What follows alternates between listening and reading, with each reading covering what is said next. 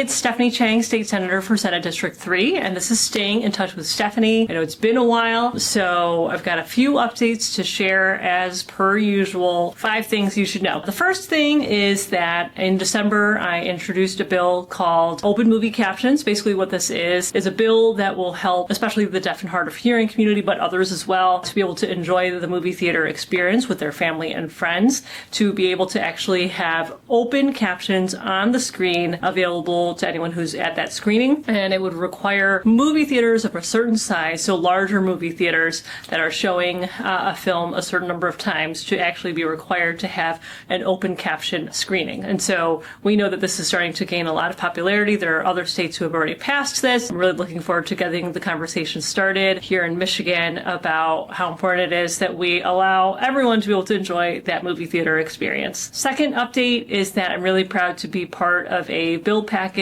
called Kids Over Clicks. So this is a package that I'm working on together with Senators Hertel, Camilleri, and Polehenke. What this is really trying to address is the problem where, unfortunately, so many young people are becoming sort of the victims of big tech companies who are sending them addictive feeds. We've got the problem of AI chatbots who are actually causing suicides and other really unfortunate situations. We've even heard of situations where an AI chatbot actually was drafting suicide notes for young people, which is just absolutely horrifying. And so what the bills would do is address a number of these issues by creating default settings that these big tech companies would be required to set for minors. It would prohibit certain types of content from AI chatbots targeted towards minors with regard to sexually explicit or violence or suicide, other things like that. And then it would also prohibit addictive feeds from being targeted towards young people. And we know that so many kids are online right now, and the harms are very, very real. We hear it all the time. So I'm really excited to get this moving and really grateful to the leadership of my fellow senators on this. The third update is that this week the Michigan Senate passed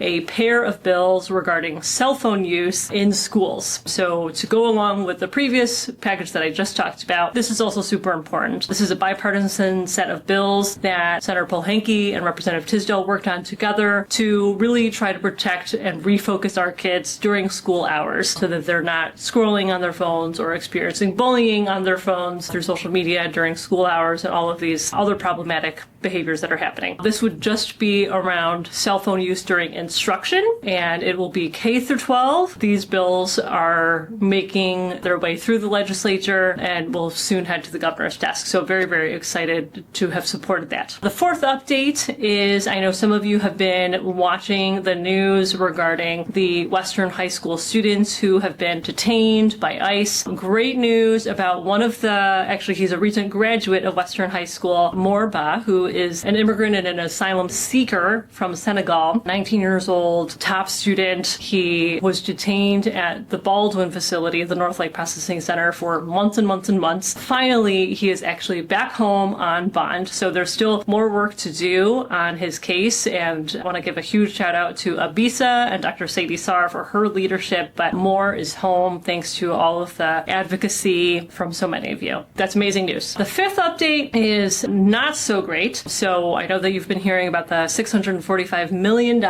in cuts from the Michigan House Republicans, cuts to already existing, appropriated, ongoing projects, everything from city infrastructure projects to fire truck to nursing programs to Wigs for Kids, sexual assault survivor services, just an enormous number of good programs, even a homeless shelter up north. There's been an ongoing legal battle related to this funding cut. And the most recent news from last week is that a judge actually did freeze, unfortunately, the remaining unencumbered funds. So basically what that means is for the projects that haven't encumbered or used the funding that we had appropriated, those funds are now frozen while the lawsuit continues. This is not good news because obviously we've got projects projects that are ready to break ground, programs that want to get up and running. And so to have those funds frozen is a detriment to our communities, but we'll be watching what happens with the lawsuit and hoping that we get a good result for all of those that are really counting on these programs. I know it's been a little bit complicated and lots of back and forth on this issue, but I feel confident that in the end we'll have a good result. So we'll keep pushing forward. Thanks for tuning in. Those are the 5 things to know.